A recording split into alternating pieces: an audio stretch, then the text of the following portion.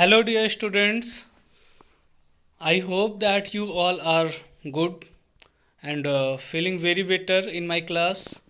Today, I am going to tell you about a very important chapter, that is chapter number 3 of your syllabus.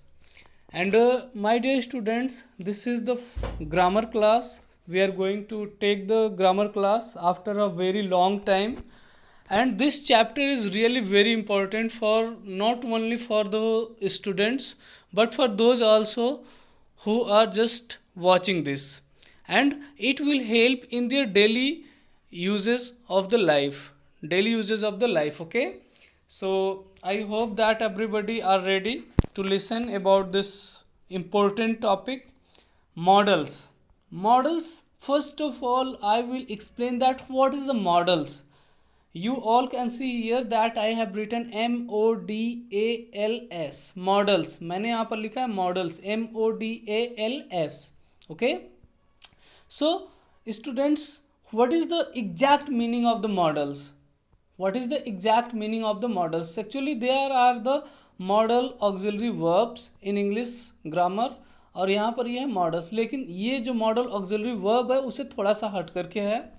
ये भी model auxiliary verbs में ही आता है. आप लोग जानोगे बाद में कि मॉडल ऑक्सिलरी वर्ब्स में क्या क्या आते हैं. लेकिन एक होता है ऑक्सिलरी वर्ब्स. ऑक्सिलरी वर्ब्स में बेसिकली दो टाइप्स के ऑक्सिलरी वर्ब्स होते हैं. एक होता है प्राइमरी ऑक्सिलरी वर्ब्स और दूसरा होता है model auxiliary verbs.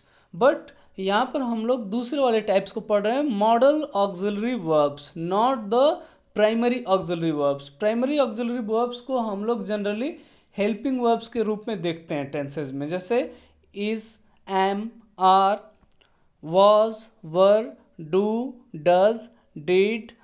Okay, so such kinds of the has, have, had, all these are the primary auxiliary verbs. But here we are going to start model auxiliary verb, मतलब auxiliary verbs का second type. And this is going to be very important for all learners who is just watching this video. So this model is by me. So let us start about the model auxiliary verbs. See here, what is models? I have already told you that the models, they are the two kinds of the auxiliary verbs. English language में, grammar में हमें model auxiliary verb मतलब सहायक क्रियाएं जो हैं, auxiliary verbs जो होती हैं वो दो होती हैं, एक modals and primary and modals. So हम लोग सेकेंड टाइप पढ़ रहे हैं, modal auxiliary verbs. Okay, so here is the definition. You all can write, models are also known as helping verb but it provides us the additional information about main verb. और ये हमें क्या करती हैं, main verb के बारे में additional knowledge देती हैं, कुछ एक्स्ट्रा नॉलेज देती हैं.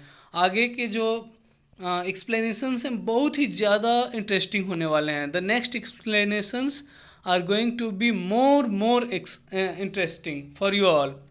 So just watch it video very carefully, and I hope that everybody have keep their pen and copy in front of them, so that in between you can note down some important words. So students, you all know that whenever any sentence are given to frame us, so first of all we just mind in our mind two things, that first we will keep subject, then helping verb or primary auxiliary verbs, then verbs and so on, means object, other words, ऐसे हम लोग रखते जाएंगे. लेकिन यहाँ पर थोड़ा सा रूल चेंज हो जाता है. थोड़ा सा रूल चेंज ये हो जाता है कि बेटा हम लोग यहाँ पर सब्जेक्ट के बाद तुरंत मॉडल्स को रखते हैं और फिर उसके बाद वर्ब्स को रखते हैं. ठीक है, और वर्ब्स जो होता है वो अपने फर्स्ट फॉर्म में ही होता है. तो सब्जेक्ट में हमारा आ जाएगा he, she, it, they, you and name of any person. Subject सारे हमेशा यही चीज़ होते हैं. एंड मॉडल्स मुझे आपको बताना चाहिए था कि कौन कौन से मॉडल्स होते हैं, बट हम लोग नेक्स्ट स्लाइड्स में जानेंगे कि कौन कौन से मॉडल्स होते हैं और उनके क्या क्या यूजेज होते हैं. What are the uses of different kinds of the modals. But here let us see one example which I have framed into a sentence. Okay, So this is the first sentence. He can play cricket. He can play cricket. So first word he जो है, जो subject का circle है उसके सामने है, means he क्या है, सब्जेक्ट है। मॉडल्स हमारा कैन है, और फिर उसके बाद प्ले क्रिकेट है। यहाँ पर हमारा कोई प्राइमरी ऑक्सिलरी वर्ब्स नहीं है। We have not used here any primary auxiliary verbs. What do you mean by the primary auxiliary verbs? Primary auxiliary verbs वो होते हैं जिसमें हम इज, एम, आर, ठीक है, वॉज, वर, मतलब helping verb of present indefinite tense or continuous tense or perfect tense or perfect continuous tense. In the same way, past indefinite, past continuous, past perfect. So all these verbs means was, were, has, had, do, does, did are known as the primary auxiliary verbs. But here we have used on the place of the primary auxiliary verbs model auxiliary verbs. हमने यहाँ पर can का use किया है primary auxiliary verbs की जगह पर model auxiliary verbs. और इसका यूज़ कब कब हम लोग कर सकते हैं, how many times we can use the modal auxiliary verbs, हम लोग नेक्स्ट में सीखेंगे। फिर एक सेंटेंस देखते हैं हम लोग, इट मे रेन टूडे। दूसरे में मैंने अंडरलाइन किया है, in the second sentence I have underline the word may. So may is also the modal auxiliary verbs, and in the first sentence what is the modal auxiliary verb? Can, because can is in front of the modal circle and may is underline in the second sentence. So may is the modal auxiliary verbs. And for how many times they are used, मतलब कितनी बार और किसके लिए ये जो modal auxiliary verbs हैं use किए जाते हैं। Let us see in the next slide. yes, some more examples of the models. Let us see some more examples, then we will talk about how many times and for what things we can use the models. This is the example, we ought to respect our elders. Ought to, here is the word in this sentence, ought to is underlined because ought to is the model auxiliary verb in this sentence। मतलब हमें अपने से बड़ों का सम्मान करना चाहिए। एक माइंड में आप लोग अभी से रख सकते हो, जब भी whenever we use modal auxiliary verb ought to, जब भी हम लोग modal auxiliary verb ought to का यूज़ करते हैं तो इसका मतलब directly we are showing our respect towards someone, हम लोग किसी के प्रति रिस्पेक्ट दिखा रहे होते हैं। At that time we use the ought to। जैसे हमें अपने बड़ों का सम्मान करना चाहिए, we are to respect our elders, हमें जो भी कहा जाए वो करना चाहिए। We ought to do whatever we are told by the elders, by the teachers, by the seniors. So generally हम लोग किसी भी व्यक्ति का, किसी विशेष लोगों का सम्मान करने की बात करते हैं, therefore we can use the ought to। Next, you may come in. My dear students, if you will come on the may, so may का यूज़ हम लोग 2-3 टाइप से कर सकते हैं। जैसे कभी पॉसिबिलिटीज़ के लिए, कभी हम लोग विश या ब्लेस करते हैं किसी को वहाँ पर, and sometimes whenever we try to seek the permission from someone, at that time also we use the may और modal auxiliary verb may. Next, I can do this work, यहाँ पर can है। देखो यहाँ पर different sentence में हमने different types के मॉडल ऑक्सिलरी वर्ब्स लिए हैं। Can is also a modal auxiliary verb, और ये इसकी यूज़ हमें एबिलिटी शो करने के लिए होता है। I can do this work मतलब मेरे अंदर एबिलिटी है, मेरे अंदर वो क्रियाकलापता है, मेरे अंदर वो साहस है कि मैं ये इस काम को कर सकता हूँ। What is this, what kind of the things it is showing, मतलब कैन जो है हमारे एबिलिटी को, हमारे एबिलिटी को शो कर रहा है। Next, we must go out.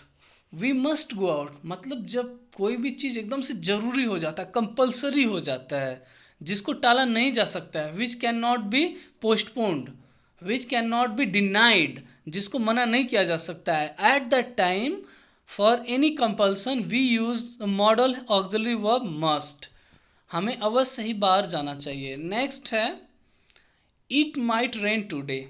Might, actually may and might, they are the two auxiliary verbs and both are used for a simple purpose, that is to show the possibility. may का भी use हम लोग possibility के लिए कर सकते हैं, as well as in the same way we can use might also for showing the possibility. जैसे आज बारिश हो सकती थी, हो सकती है नहीं. इट मे रेन टुडे, तब हो सकती है. इट माइट रेन टुडे, आज बारिश हो सकती थी. Means whenever we use modal auxiliary verb might, it gives a sense about something can be happen in the past. उन चीज़ों के बारे में जो कि पास्ट में, मतलब भूत में जो चीज़ें बीत गई हैं उसमें हो सकती थी, उसकी पॉसिबिलिटी को शो करता है. And may is also use to show the possibility. I have already told you. Let us see on the next part, models. You can write down, note down. First part में, first slide में I have tell you the definition of the models. Here you can note down that how many kinds of the models, what are those models.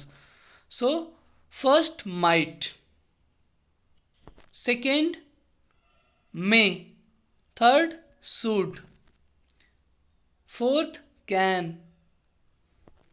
fifth must, sixth could, ought to. So there is not only 6 or 7 models, but also in your daily usage you can find some more models, जैसे has to, have to, ठीक है, might have, will have, would have. So there are also some more models, but we have to discuss only few among all those. So let us see some more examples. Tables of the models. Yes, now this is very important for all dear students. Must and have to, मतलब हम लोग कहाँ पर use करते हैं, where we can use such kinds of the models. जैसे must आता है और have to आता है. तो हमारा नेसेसिटी और कंपल्सन, मतलब जो चीज़ एकदम से अनिवार्य हो जाती हैं, the things which has been completely compulsory, means we cannot deny. At the time we use must or have to. Suppose that I am just taking one example. आप लोग लिख सकते हो, you must go out, तुम्हें अवश्य बाहर जाना चाहिए. You must do this work, तुम्हें अवश्य यह कार्य करना चाहिए. You must watch this movie, तुम्हें अवश्य ये फिल्म देखनी चाहिए. ठीक है.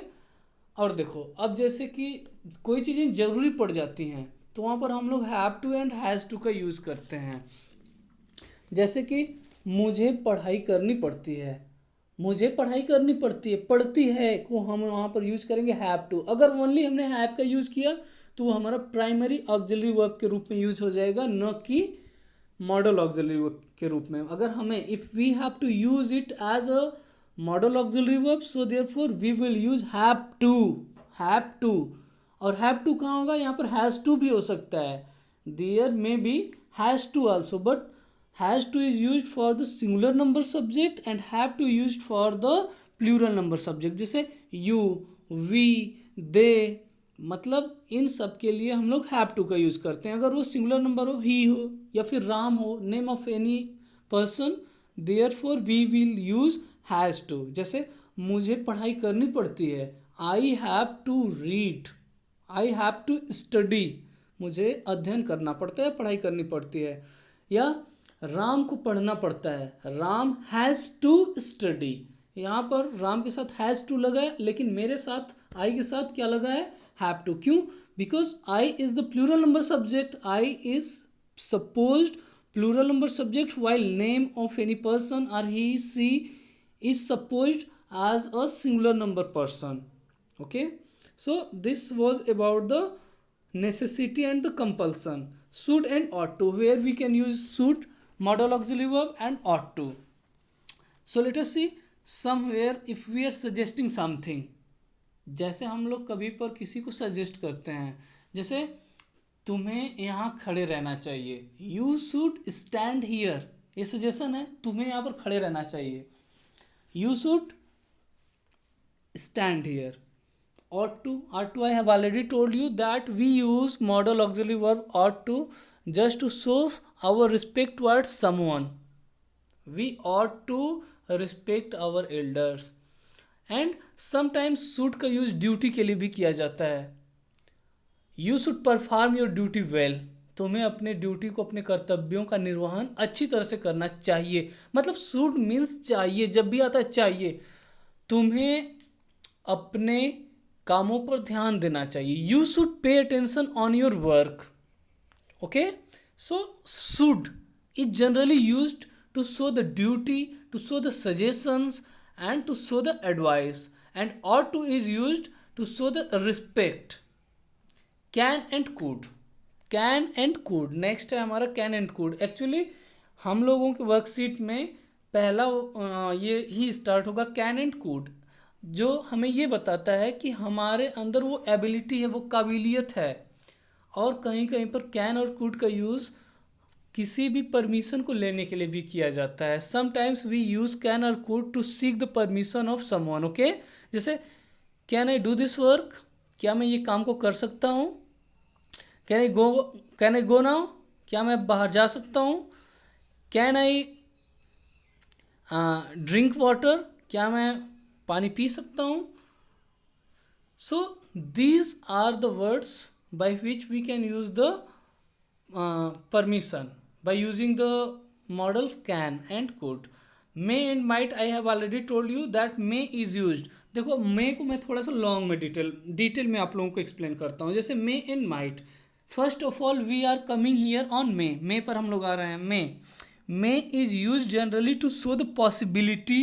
फर्स्ट थिंग, may का यूज पॉसिबिलिटी के लिए किया जाता है, मतलब संभावनाएं जब बनती हैं तो हम लोग वहाँ यूज कर सकते हैं। सेकेंड थिंग, टू विश, जब भी हम किसी को विश करते हैं या फिर ब्लेस करते हैं, मतलब किसी को आशीर्वाद देने की कोशिश करते हैं या किसी को विश करते हैं, वहाँ पर हम लोग विश का मे का यूज़ कर सकते हैं। And third, permission. Actually can और कुड का भी यूज़ कर सकते हैं परमिशन के लिए, और मे और माइट का भी मैक्सिमम यूज़ किया जाता है परमिशन के लिए। जैसे आप लोग देख लेते हैं पॉसिबिलिटी, पॉसिबिलिटी के लिए देख सकते हैं इट मे रेन टुडे, आज बारिश हो सकती है। आज बारिश हो सकती है in the present tense. If we will talk in the past tense, it might rain today, आज बारिश हो सकती थी। विश पे आते हैं, may God you live long, may God you live long, भगवान करें कि आप दीर्घायु हों, आप लंबे समय तक जीवित रहें।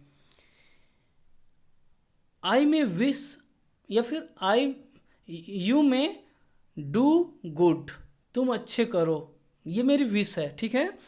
Blessing, you may live long हो गया, ब्लेसिंग कर सकते हैं। थर्ड पर आते हैं permission. Suppose that if we have to seek the permission from someone, जैसे मे आई कम इन सर, क्या मैं अंदर आ सकता हूँ, तो उस परमिशन को देने के लिए यस यू मे, हाँ तुम आ सकते हो। सो these are the some special modal auxiliary verbs। Here is a table which you have to do by yourself। I have given 4 things: subject in front of you, as well as modal verbs, then main verb, then complement। Complement means something like object। Okay, so you have to join all these words and make a complete sentence by using the subject, modal verbs, main verbs and the complements। Suppose that I am using one, first का I must go to sleep, मुझे अवश्य ही सोने के लिए जाना चाहिए, ठीक है ना, इससे बन गया I must go to sleep। और इसी का यूज़ करके मैं दूसरा वाला भी बना सकता हूँ, I can go to sleep, मैं सोने के लिए जा सकता हूँ। देखो अब यहाँ पर मस्ट जो है वो कंपल्सन को दिखा रहा है, कैन जो है I can go to sleep, मैं सोने के लिए जा सकता हूँ, मतलब ये मेरी एबिलिटी है। कैन जो है हमारी एबिलिटी को शो कर रहा है। आई जो है I should go to sleep, I की जगह पर हम लोग वी कर सकते हैं, we should go to sleep, हमें सोने के लिए जाना चाहिए। अब यहाँ पर शुड मतलब चाहिए के अर्थ में, ये सजेशन है, ये एडवाइस है, दोनों चीज़ हो सकता है ना। We should go to sleep, हमें सोने जाना चाहिए, एडवाइस भी हो सकता है। या फिर अगर मैं ये कहूँ you should go to sleep, तुम्हें सोने जाना चाहिए, ये एडवाइस हो गया। और we should go to sleep, ये क्या हो गया हमारा, क्या हो गया आप बताओ, please tell me in the comment box. Many times I have repeated next पे आ रहा है मे पर, आई मे ईट सम फूड, मैं कुछ भोजन खा सकता था, पॉसिबिलिटी है प्रेजेंट में। और देखिए विश भी होता है, विल से हमारा विश भी होता है, सी विल डू सम एक्सरसाइज, वो कुछ एक्सरसाइज करेगी, ठीक है ना। सो माय डियर स्टूडेंट्स, जो बच्चे हुए सेंटेंसेज हैं कम से कम इतने वर्ड्स को सब्जेक्ट को लेकर के, by taking 5-6 subjects which I have given in this table, and by using the modal verbs and by using the same main verbs and by using the same complements, you can make at least 10 sentences, and just make the 10 sentences and send me in the group. Okay, this is your task for today, and I wish you all thank you for watching patiently, and I would also like to request you, please please please and please subscribe, please subscribe, and also ask your friends to subscribe this channel, and like also, जिन्होंने भी देखा है इसको like ज़रूर करेंगे, मैं ये आशा करता हूँ। I am expecting from you all that everybody will subscribe this channel as well as they will also like this channel. Please, if you don't like, then अगर आप लोग लाइक नहीं करते हो तो नेक्स्ट वीडियो में उतने मन से शायद उतना अच्छे नहीं बना पाऊँगा, बनाऊँगा really, I will do my best, but I can do bester, bester word नहीं होता है बट मैं आप लोगों के लिए बोल रहा हूँ, I can do bester for you all if you will like and subscribe. Thank you, and in the next video we will solve the worksheets of chapter models. Okay, so I hope that you all are ready for your worksheets. Thank you very much.